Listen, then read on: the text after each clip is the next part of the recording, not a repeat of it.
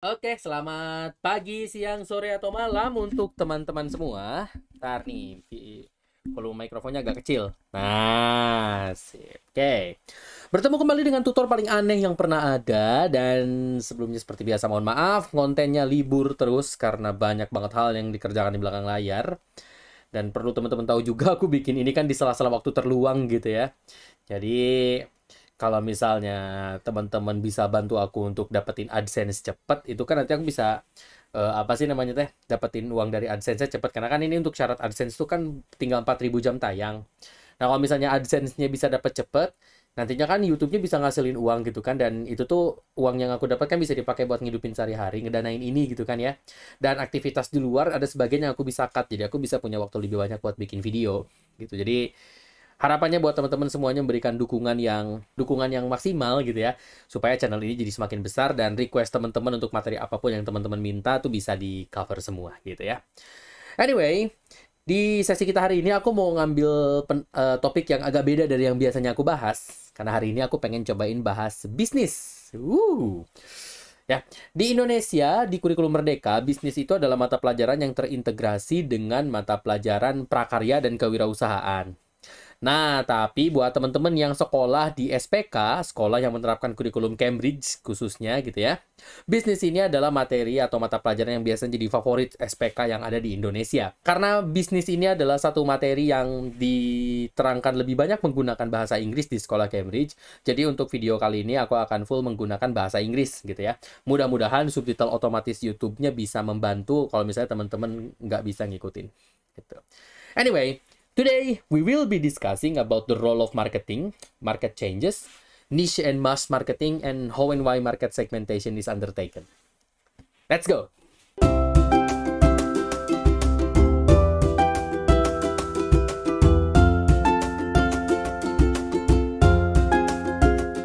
Okay, so one exciting chapter of the business study subject gitu ya, in both IGCSE and AS level, is marketing. If you are studying business, you might have been familiar that business has 5 big topics gitu ya. Business and the environment, human resource, marketing, operations, and finance accounting. In this time, we will be talking and welcoming ourselves to the marketing chapter by talking about the role of marketing. So, as business owners, your number one priority is to provide the customer with what they need. Essentially, business is an activity where you fulfill customers' needs and wants by producing what they need and want. And you also gain some profit from it, gitu ya. Nah, marketing is essentially trying to figure out what they need so that we can achieve this one big goal of marketing. That is to deliver the right product to the right person at the right place, at the right time, and at the right price. These components, product, person, place, time, and price, we will later study more about them when we talk about marketing mix. Yeah, marketing mix is the 4P. You might have learned about this. You might have heard about this as the 4P. Yeah, product, price, place, and promotion. But basically, what marketing does as a business is that we want to identify what they need, gitu ya. We want to identify what they need and how our business can fulfill those needs in order to deliver the right product to the right person, the right price and time, and at the right price. So marketing doesn't only involve promotion, gitu ya. Promotion, yes, it is a part of marketing, but it extends much more than simple promotion, gitu ya. The big idea is this. So, the role of marketing for a business firm is that marketing allows the business firm to identify and understand what their customers need so that they can create or produce that product gitu ya, goods or service, and then deliver them to the right person at the right place and time and at the right price. Okay. You might have learned in sociology, yeah, especially if you have been learning sociology throughout this far, that social change is inevitable. This means nobody can stop social change. Yes, it can be hindered. It can be disrupted, as in, prevented or something like that, halted, yeah, for a lack of a better word. But social change cannot be stopped. Since our society keeps changing, so does the market. You might have learned that market is the place, yeah, where buyers and sellers meet. Yeah, that's basically the traditional definition of a market, and that is not incorrect. Yeah, that is a correct definition of market.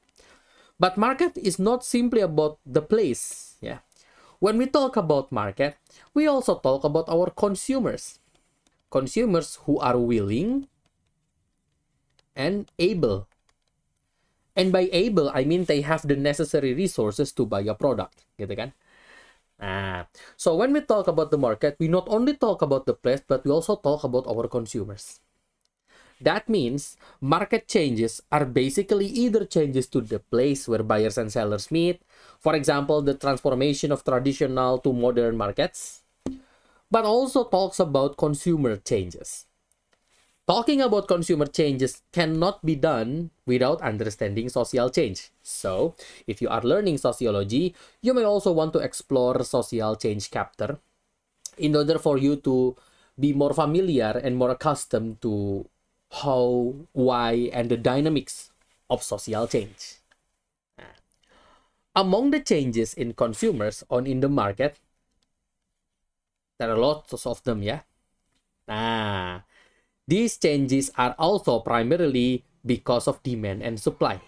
Demand and supply is discussed extensively in economics, gitu ya. So if you want to figure out how demand and supply can change the market, first you might need to understand demand and supply concept. If you have economics in your list of classes, or you are taking economics, you will learn about demand and supply eventually if you have not, gitu ya. But just for our discussion today, I will give you a simple image of what demand and supply is. Demand comes from the customer, and supply comes from the producers. Basically, demand is like how many of the product the customer wants, gitu ya. On the other hand, supply is basically how many products the supplier or firm are willing to give or are willing to supply. The midpoint between customer and producers, yeah, or the midpoint of demand and supply will later be known as equilibrium price or the market price. But we're not going to talk about them too deep. Yeah. The thing is, changes in demand and supply means changes in how many products the customer wants or changes in how many products the supplier gives to customers are also forms of market changes. Changes in these will change the market. Yeah. But it's not only about demand and supply. Other things happen and they can also change the market. For example, changes in competitor price. Imagine, let's say Indomie and Mie Sedap, yeah, two most famous Indonesian instant noodle brands. Yeah. Usually the price of one Indomie around Java is like 205,000 to 3,000 rupiah per pack. And so goes Mie Sedap. But what if Indomie price skyrockets from 3,000 per pack to 15,000 per pack? What do you think people will do? Lots of you might have answered that people will just rather run to Mie Sedap, yeah, which is not exactly wrong, gitu ya. But as you can see here, the changes of competitor product prices will also change the market. They will change how consumers behave regarding to the product. And there are also lots of things that changes the market, but so as to make sure our discussion stays short, gitu ya, concise, let's cut the discussion here and let's talk about something else in marketing. Niche and mass marketing. Niche, yeah, specifically a niche is like a special, not a special, specific, yeah. Niche is a special or specific group with specific interests, gitu ya. Nah, imagine this. Let's say this is the whole society, yeah. Let's say this is the whole society, or for using business terms, let's say this is the market, yeah, the whole market. Niche is basically a segment of this market, a very specific segment of the market with special characteristic that makes them different from the other. In sociology, every social group will be different from one another. Nah, in business, you can also say that every social group has their own niche, gitu ya. And when we do niche marketing, we do our marketing activities to this very specific niche. We target them. Yeah, we target them. This is also called the target market. And the whole market is also called the potential market. We call them potential because they have the potential to buy or not buy your products. Gitu ya. But when we do niche marketing, our product is targeted at a specific niche, which means we might be customizing our product in order to fit the niche. We might customize the price, we might customize the functionality, we might also customize the looks gitu ya, make it more personal and specific to that niche.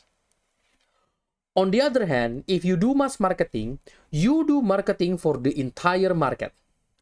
In other words, you target everyone. Mass marketing might have a bigger market size than niche marketing, but at the same time, there's also a lot of competitors. So if you are targeting the whole market via mass marketing, targeting everyone, you might want to ensure that your product meets standards acceptable by the society. For example, in Indonesian societies, one of the most accepted standards are halal certification. If your product meets the halal certification and you sell them to the mass, most likely your product will be accepted and people will consume your product. Because Indonesians has a majority of Muslims among them. So halal certification becomes something that is quite important among Indonesian people. But if you aim for a specific niche, your market size might be smaller, not might be, but will be smaller than mass marketing. But if you rule the niche, if you manage to exploit this, you practically might not have any competitor, especially if the niche is unexploited. Or you can also build brand and customer loyalty because you target only specifically that niche and they know that there's a business that fulfills what they need, so they will stay loyal to the business. So both niche and mass marketing are strategies of marketing that you might want to consider if you have a product and you are wondering to whom you will sell your product. So why do we do market segmentation?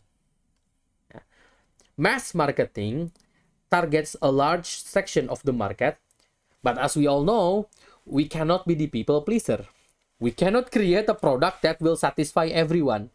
Even Indomie, the delicious instant noodle, are not liked by everyone. There are also people who are not into Indomie. So, when we plan our marketing, especially if we target the mass marketing, we need to be able to divide our market into specific segments so that we better understand our consumers' characteristics. Yeah. Dividing our consumer market, dividing our market into different segments like this is called market segmentation. Each segment will have their own characteristic because of how we divide them. Let's say this is the young customers, yeah, 10 until 17. This is 18 until, let's say, 27. This is 28 until, let's say, 53. This one is 54 and up. Let's say we divide our market by age, gitu ya. Understanding how each group, each of these groups are, their trends, their behavior, their interests, their relations to your product, how they respond to your product, what do they need in your product and everything, can mean the entire difference between ruling the market or losing the market.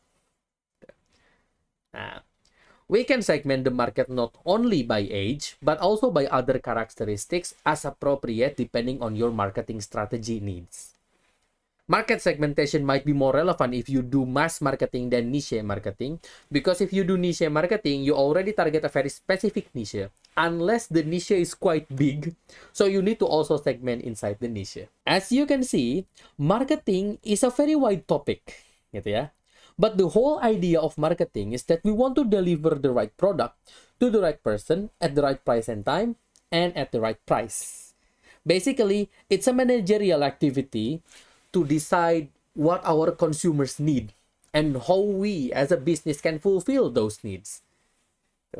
It has a lot of activity, analyzing the market change, understanding how the market works, segmenting the market, deciding where we will market our products, and figuring out the 4P, the marketing mix of our product. Those are some of the marketing activities that will be done in this chapter.